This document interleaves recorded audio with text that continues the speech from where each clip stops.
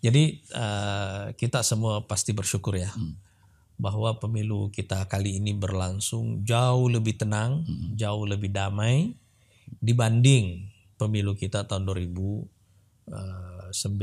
dan pemilu tahun 2014 ya. Tapi terutama 2019 lah ya. Pertama saya ingin memberikan catatan dulu ya. Beberapa fenomena yang membedakan pemilu ini dengan pemilu sebelumnya. Yang pertama,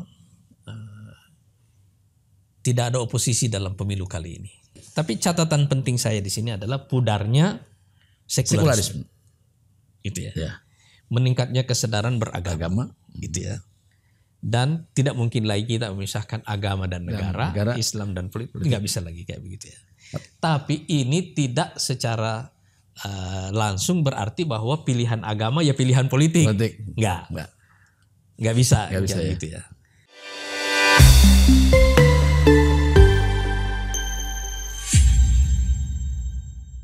Assalamualaikum warahmatullahi wabarakatuh. Salam Gelora, semangat Indonesia.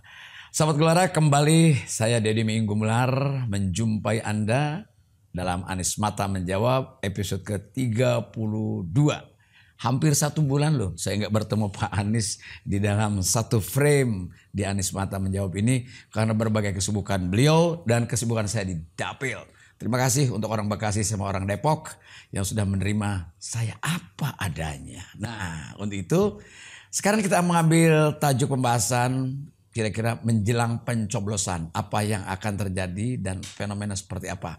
Jadi tema bahasan kita adalah menjelang pencoblosan. Salam Gelora. Dan tanggal 14 itu adalah lusa. Artinya 14 Februari adalah 0 km bagi kita untuk menentukan masa depan paling tidak 5 tahun mendatang akan seperti apa setelah pergantian perpolitikan nasional. Assalamualaikum warahmatullahi wabarakatuh. Waalaikumsalam warahmatullahi wabarakatuh. Salam Gelora. Semangat Indonesia. Sehat. Sehat, alhamdulillah. Sebulan capek ya. aja sih. Ya. Sebulan kita nggak ketemu nih. Sebulan. Ya. Ketemu begini terus. Ya, betul. Dan saya cuma mau bilang sama beliau seperti juga Pak Prabowo bisikan yang begitu lama di Gelora Bung Karno, I love you. Ya. Tom, di episode ke-32 ini ada beberapa, karena ini tinggal beberapa hari ini, hari Senin, kemudian Selasa dan Rabu itu menentukan perubahan politik bangsa ini ke depan. Ya.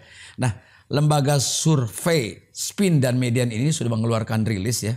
Elektabilitas Partai Gelora sudah mencapai 4,1%. Ada yang menyaksikan, ada yang bilang alhamdulillah, macam-macam ya.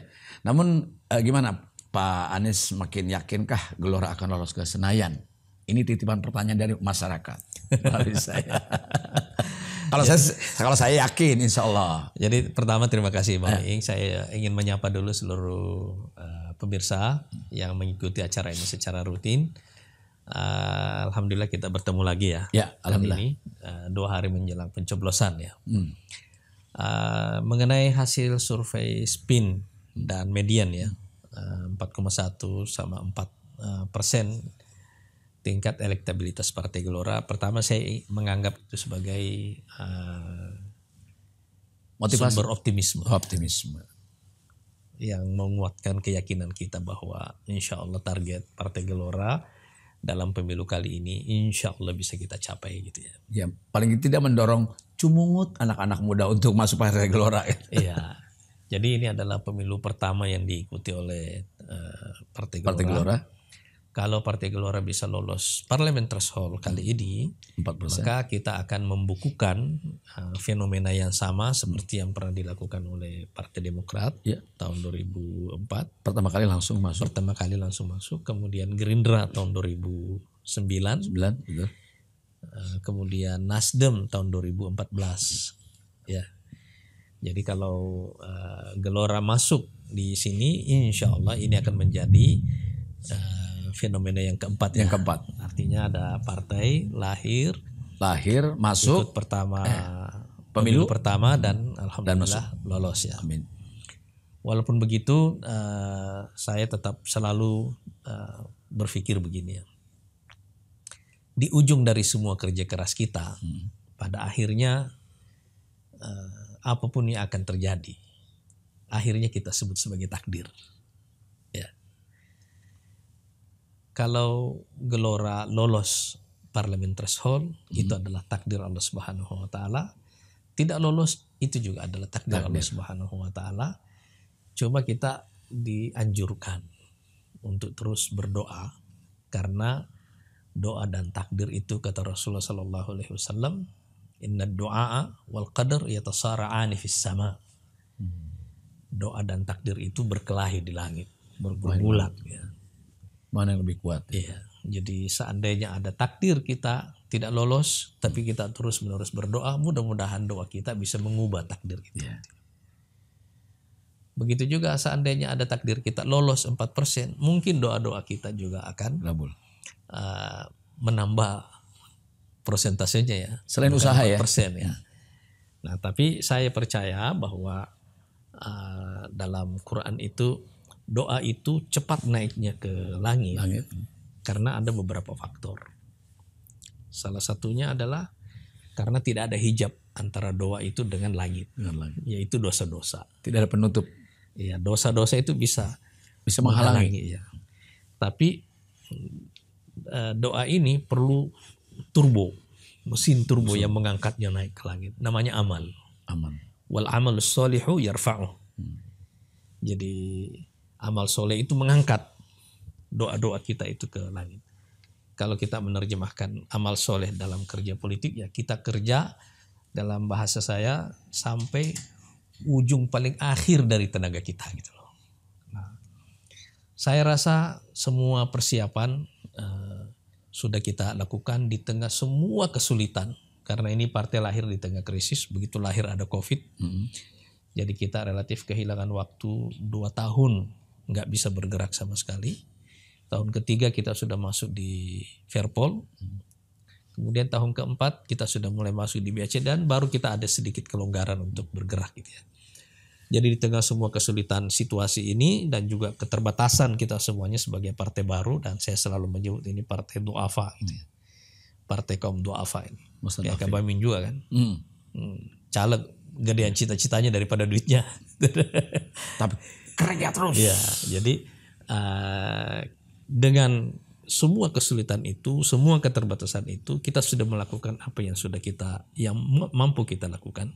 Ikhtiar semaksimal mungkin. Insya Allah kita yakin sekarang ini bahwa kita akan mencapai target kita lolos parlemen threshold insya Allah. Dan saya menganggap bahwa survei Spin, Median ini menurut saya adalah berita baik yang disegerakan. Berita baik yang disegerakan, paling tidak teman-teman para caleg dan para pengurus partai punya semangat baru. Kira-kira itu ya. Ya insya Allah kita yakin insya Allah. Tapi ya kita tidak boleh lengah dan terus berusaha. Ya, Pak Anies, masa kampanye kan sudah berakhir di tanggal 10 kemarin. Dan kalau tidak salah 5 tahun yang lalu itu pemilu 2019 masa tenangnya itu 1 minggu ya. Biasanya sih sama ya. Biasanya ini 4 hari kan. Ini 4 hari sangat pendek nih. Jadi bagaimana tanggapan Pak Anies setelah kemarin kita menyelesaikan masa kampanye dan sekarang kita berada di posisi sebut saja minggu tenang. Hari tenang ya. Jadi kita semua pasti bersyukur ya bahwa pemilu kita kali ini berlangsung jauh lebih tenang, jauh lebih damai dibanding pemilu kita tahun 2019 dan pemilu tahun 2014 ya. Tapi terutama 2019 lah ya. Kita tidak menemukan ada kegaduhan yang berarti, yang tajam, begitu juga kegaduhan yang luar biasa. Kampanyenya kalau kita lihat semuanya ramai, tapi catatan paling besarnya adalah bahwa kita bersyukur bahwa ini semuanya berlangsung dalam keadaan damai ya. Saya hadir di kampanye puncak Pak Prabowo kemarin di Gelora Bung Karno. Ini rahmat juga bagi Gelora ini. Banyak namanya di mana-mana. Gelora semua orang, ayo gelorakan. Gelora Bung Karno ya. Jadi saya hadir di acara ini, kampanye ini luar biasa ramainya, membludak. Tapi kita juga melihat bahwa kampanye-kampanye yang lain yang diadakan di Gelora Bung Karno atau di stadion juga kan relatif ramai ya. Baik kampanyenya Pak Ganjar, baik kampanyenya Pak Anies di JIS itu juga relatif ramai semuanya. Jadi tapi semua keramaian ini tidak disertai kegaduhan. Ya. Minimal itu. Ya, itulah yang kita syukuri menurut saya. Kedamaian ini adalah rahmat Allah Subhanahu wa taala bagi kita semuanya. Mudah-mudahan pilihan kita nanti tanggal 14 Februari akan menjadi berkah bagi seluruh bangsa Indonesia, insya Allah.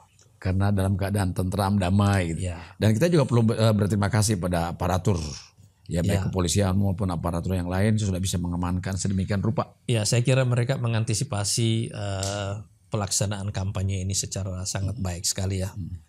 Baik kepolisian, TNI, intelijen kita semuanya saya kira relatif sangat bagus itu, sangat kondusif.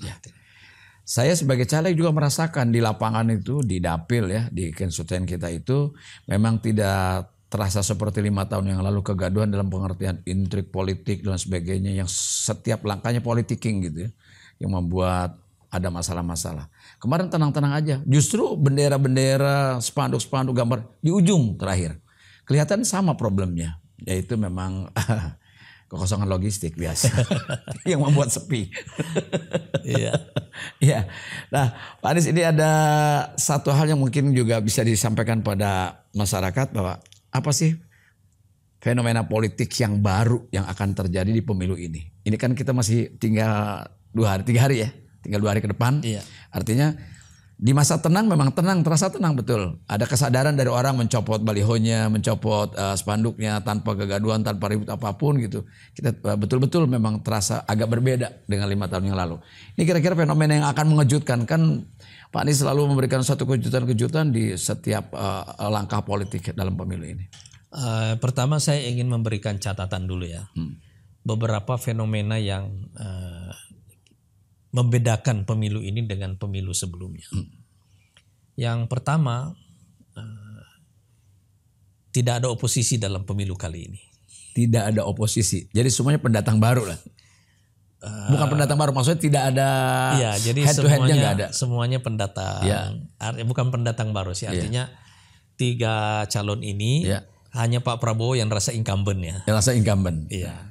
Tapi pada dasarnya beliau bukan incumbent. Gitu ya. Cuma rasa incumbent karena temanya kelanjutan. Iya, kesinambungan.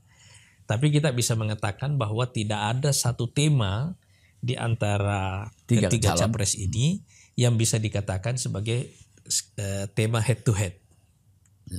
Artinya misalnya tema perubahan tidak bisa Anda berhadapan-hadapan. Tidak bisa kita pakai berhadapan-hadapan dengan tema kelanjutan. Iya kan? Tidak bisa sama sekali gitu loh. Salah satu sebabnya yang utama adalah karena kali ini kita menyaksikan satu fenomena yang juga tidak ada sebelumnya, yang saya ingin sebut sebagai fenomena demokrasi kekeluargaan. Demokrasi kekeluargaan. Iya. Partai-partai pendukung Anies, khususnya Nasdem dan PKB masih tetap ada di kabinet sampai akhir. Iya kan? Iya. Begitu juga partai-partai pendukung Ganjar. Hanya Pak Mahfud yang mundur last minute gitu ya. Saya kira mungkin karena banyak kritik kepada beliau ya. Sebetulnya yang lain mau mundur, cuma belakang ada tembok jadi susah kelihatannya. Jadi maksudnya bahwa Pak Jokowi tidak meminta menteri-menteri yang berbeda dengan mungkin dengan Pak Prabowo misalnya untuk mundur gitu ya.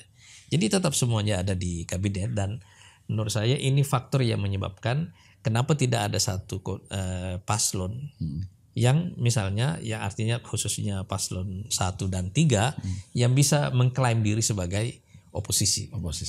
Jadi kita bisa mengatakan dengan sangat yakin bahwa kali ini Pilpres berlangsung tanpa oposisi. Jadi di sini tidak ada oposisi lawan pemerintah, tidak ada penantang lawan incumbent. Sini nggak ada di sini nih.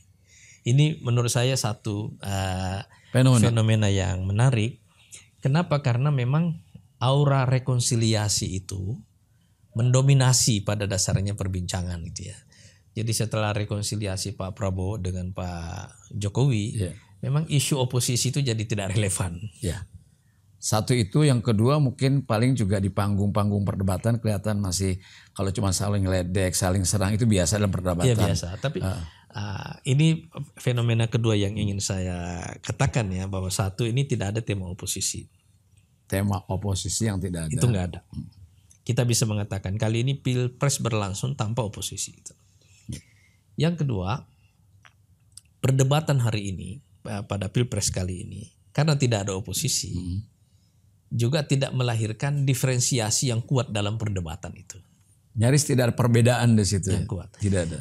Selain memang karena format debatnya tidak memungkinkan terjadinya perdebatan atau tidak memungkinkan orang membuat diferensiasi yang signifikan. Jadi ini kan ada daftar pertanyaan yang dibuat oleh para pakar. Iya kan? Tapi semua daftar pertanyaannya itu normatif. Iya kan? Yeah. Misalnya dalam soal ekonomi, kan pertanyaan dasarnya adalah apa strategi paslon. Iya kan? Begitu Anda mengajukan pertanyaan yang normatif seperti itu, kira-kira jawabannya tidak akan banyak berbeda karena pertanyaannya normatif. Iya kan? Walaupun pada saat debat mungkin baik pendukung maupun ya calonnya sendiri merasa mungkin malam ini kita yang menang, yang ini kita karena yang menang. Itu semua saya klaim. tidak melihat ada pengaruh yang signifikan dari perdebatan ini, terutama karena Anda tidak bisa melihat ada diferensiasi dalam perdebatan itu gitu loh. Iya kan?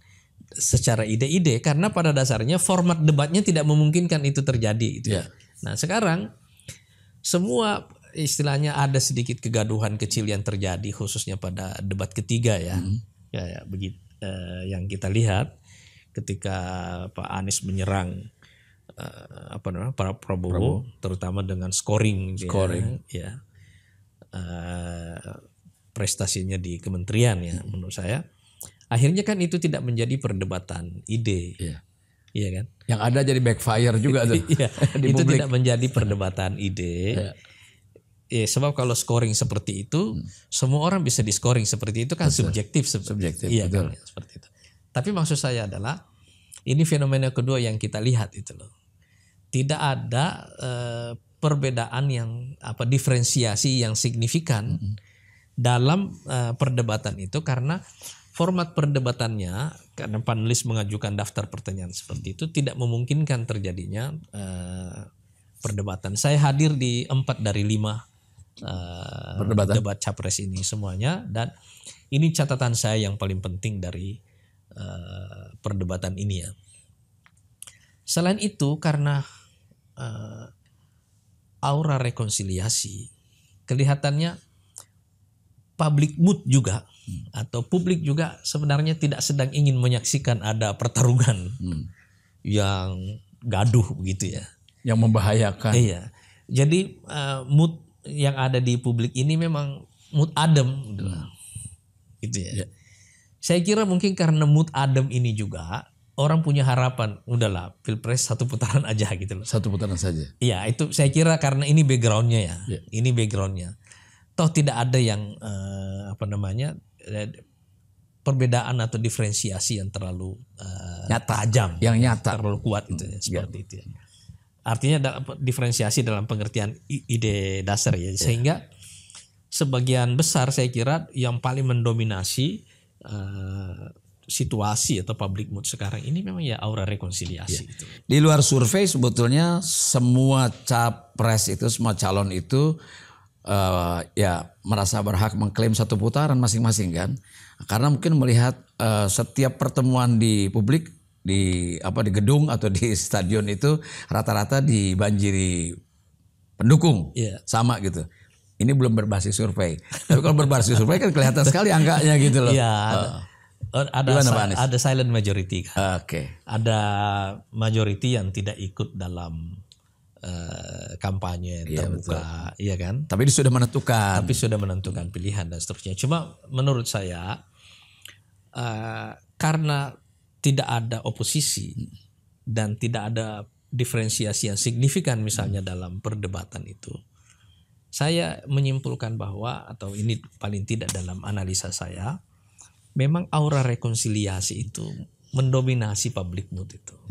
Pak Anies ini yakin betul ya buah dari rekonsiliasi. Iya, kira-kira kita bisa mengatakan begini, orang nggak mau berkelahi itulah. Udah capek ribut ya. Udah capek ribut ya. Orang nggak mau gitu loh. Gitu ya. Jadi semua provokasi sekarang nggak berlaku ya. Nggak efektif mempengaruhi pilihan publik itu, malah backfire ya. Apa mungkin buzzer sudah mulai pada insaf? Enggak juga, saya kira orang lelah dari pertarungan yang panjang ya. Karena rekonsiliasi ini membuat isu oposisi dan isu perbedaan, isu provokasi itu jadi nggak relevan sama sekali. Nggak ada ya. Kecuali misalnya ya, di awal pendaftaran semua partai pendukung misalnya Mahfud Ganjar menarik diri dari kabinet. Ya.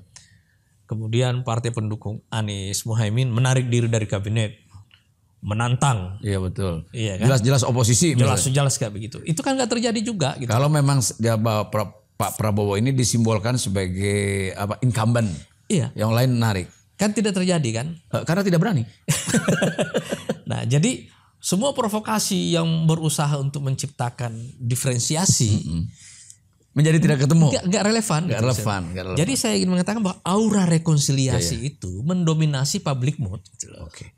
Rekonsiliasi. Orang nggak mau berkelahi. Rekonsiliasi itu mempengaruhi public mood. Iya, aura rekonsiliasi itu mempengaruhi. Kuat sekali pengaruhnya. Jadi tidak ada perbedaan yang sangat kontras banget antara misalnya kalau yang kemarin itu kelihatan kan antara penantang dengan yang bertahan, gitu, dengan incumbent.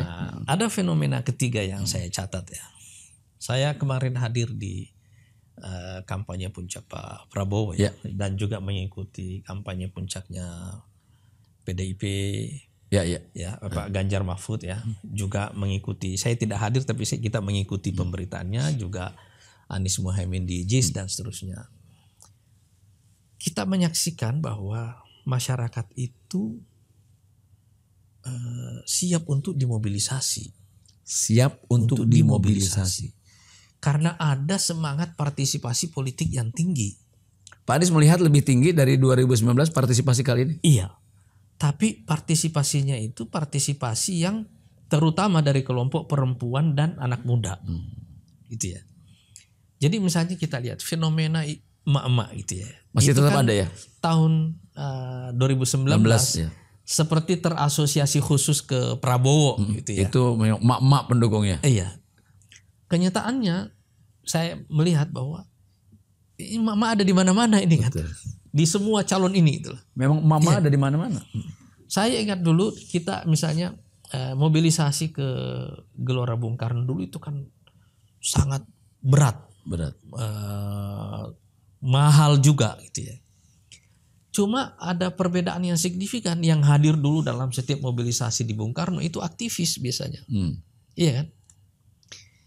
Ini sama kalau kita bicara misalnya soal isu Palestina. Isu Palestina ini dulu adalah isu kaum aktivis ya. Betul. Tapi sekarang kan jadi isu merata. Publik ya, merata semuanya. Jadi isu Palestina orang ikut, ya. Orang datang ke ke kampanye-kampanye politik terbuka gitu. Dan kita tidak bisa bilang bahwa itu masa bayaran. Betul. Kita sudah susah membaca itu sekarang gitu ya. Misalnya kemarin di sana orang bertahan kok di tengah terik matahari yang seperti itu ya. Di Gelora Bung Karno, dan saya kira yang sebelumnya juga sama seperti itu. Artinya memang ini catatan menurut saya perubahan yang sosiologis yang perlu kita catat ya, bahwa angka partisipasi politik sekarang meningkat disertai dengan kesadaran politik yang tinggi. Kesadaran kemanusiaan kelihatan. Jadi orang ingin berpartisipasi karena pengetahuan politiknya itu benar-benar bertambah. Ya, contoh kalau Palestina kalau kita lihat dulu kan mungkin hanya aktivis yang Islam yang aktif. Sekarang Eropa dan Amerika juga semua sama. Gitu. Iya betul. Jadi fenomena tingkat partisipasi yang tinggi ini sekarang itu adalah fenomena yang disertai dengan kesadaran dan pengetahuan. Jadi kita nggak bisa mengatakan sekarang bahwa emak-emak ini ya sekedar suka-suka aja ikut gitu kan, nggak bisa itu. Memang ada pengetahuan yang meningkat secara merata pada masyarakat kita. Kayak semacam ada sebuah kesadaran ideologis dan idealisme itu ya. Itu terasa betul, terasa itu ya. Baik di kalangan misalnya, terutama saya melihat di dua kelompok ini, anak muda dan perempuan yang emak-emak kita ini. Jadi Ini satu fenomena yang sangat positif. Dan di belakang emak juga banyak Mahmud, mama muda juga. Emak yang lebih muda lagi maksud saya. Jadi ini bukan orang yang dimobilisasi sekedar mobilisasi kosong begitu. Enggak. Iya. Memang ini partisipasi yang sekali lagi disebabkan oleh peningkatan pengetahuan dan kesadaran. Jadi emak-emak datang bukan karena hanya diajak oleh ketua rombongan, tapi dia juga ada kesadaran Memang untuk ada bergerak kesadaran. gitu loh. Itu fenomena ketiga ya. Betul. Kita baca. Fenomena keempat, di tiga paslon ini ada partai Islam di tiga-tiganya sebenarnya. Ada partai Islam. Ya. Jadi semuanya mengisi ya. Iya. Jadi tidak ada yang bisa labeling itu sekuler, ini Islam. Di awal transisi demokrasi misalnya tahun 99, tahun 2004 kan ada misalnya poros tengah, misalnya kayak gitu kan ya. Partai-partai Islam cenderung guyup di situ ya. Tapi kali ini kita lihat semuanya tengah. Enggak, ada di semua. Ada semua. Ada di semua. Enggak, artinya semuanya bisa di tengah dulu. Jadi P3 ada di paslon 3. Iya. Ada PKS di paslon 1. Yang dulu mungkin tidak terjadi seperti itu ya. Ada PKB juga di situ, kemudian ada PAN di sini, ada Gelora juga di situ ya. Jadi ini saya kira catatan penting saya di sini adalah pudarnya fenomena sekularisme di Indonesia. Sekularisme, pudarnya. Karena semua partai atau paslon itu terisi oleh orang yang di mana agama di situ ada. Jadi ini ada peningkatan kesadaran beragama. Tapi juga kesadaran agama dan politik sekaligus. Jadi Anda tidak bisa lagi memisahkan agama dan negara, Islam dan politik. Nggak bisa lagi itu. Iya. Jadi, sekarang Indonesia adalah negara muslim terbesar yang tingkat partisipasi politiknya tinggi, tapi tingkat kesadaran agamanya juga tinggi. Cuma kesadaran agama dan politik yang tinggi ini tidak ekuivalen dengan pilihan politik orang. Jadi misalnya kalau kita lihat fenomena perempuan berjilbab ada di partai kanan, ada di partai tengah, ada di partai kiri. Kan. Ada di semua kan. Itu artinya Pak Anies bisa dikatakan bahwa tidak relevan lagi mengatakan ada rombongan nasionalis atau rombongan agamis. Menurut saya kita sedang masuk dalam transisi baru ini. Kalau menurut saya ini adalah transisi yang bisa kita sebut sebagai semacam integrasi atau konvergensi ya. Benar-benar Anda tidak bisa mengklaim. Iya. Makanya misalnya usaha dari katakanlah pendukung paslon tertentu untuk mengkapitalisasi diferensiasi dari isu agama ini nggak dapat.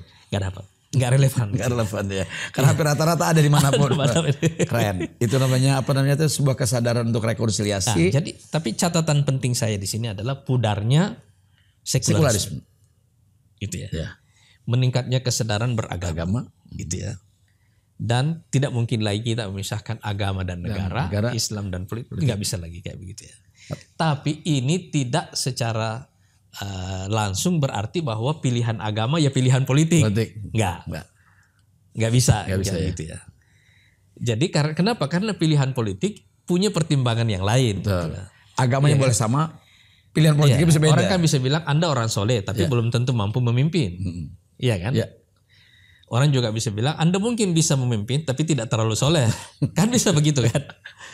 Dalam situasi-situasi tertentu orang kan bisa punya dorongan memilih yang berbeda. Nggak soleh-soleh amat tapi tepat. Iya. Karena itu menurut saya bersamaan dengan pudarnya sekularisme ini sebenarnya tembok yang memisahkan kanan, tengah dan kiri ini pelan-pelan juga runtuh. Ini menurut saya fenomena yang sangat penting yang 25 tahun setelah reformasi ini kita sampai kepada satu titik fenomena baru seperti ini gitu ya. Terima kasih. Ada faktor yang terakhir yang ingin saya sebutkan gitu loh. Kali ini faktor geopolitik mempunyai pengaruh sangat besar dalam pilihan politik orang. Dan saya kira Pak Prabowo ini mendapatkan keuntungan besar dari sisi ini.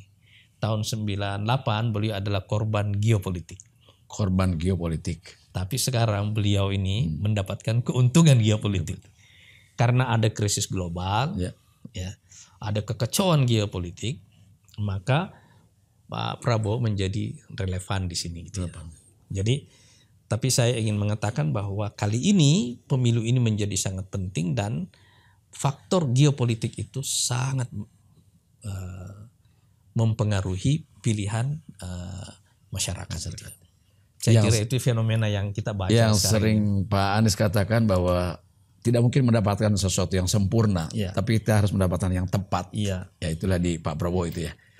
Ya Pak Anies, terima kasih. Dan mungkin kali ini kita sudah fenomena yang sangat umum dari geopolitik sampai kepada politik domestik kita, tapi kita sebagai Partai Gelora menghadapi 2 hari ke depan ini kan butuh support dari Ketua Umum, butuh semangat, dan butuh yang lain yang tidak mungkin saya omongin di sini gitu. Paham kan teman-teman? Saya hanya ingin. Ini pesan-pesannya apa kira-kira buat kader agar dan simpatisan, para pejuang, kemudian para pendukung dan seluruh masyarakat Indonesia yang sudah mengenal Partai Gelora dan jatuh cinta agar kita bisa berjuang bersama. Saya hanya ingin berpesan kepada seluruh kader, terus bekerja keras pada sisa waktu yang tersedia ini. Dan yang kedua, perbanyak doa. Perbanyak doa. Sebab tadi Pak Anies mengatakan ternyata doa dan takdir tengah berkelahi di atas. Mana yang paling kuat? Kita tidak tahu apa takdir kita. Betul. Tapi mudah-mudahan doa-doa kita semuanya mendatangkan takdir baik. Dan kerja keras kita membuat doa kita itu makbul. Amin ya rabbal alamin. Dan ingat, amal saleh akan mendorong itu. Terima kasih Pak Anies. Semoga sahabat Gelora dimanapun Anda berada di seluruh Indonesia bisa menangkap apa yang sudah disampaikan Pak Anies Mata dalam program Anies Mata Menjawab. Kita akan ketemu di TPS tanggal 14 Februari 2024 dan jangan ada yang golput demi perbaikan bangsa kita. Terima kasih. Assalamualaikum warahmatullahi wabarakatuh. Salam Gelora. Semangat Indonesia.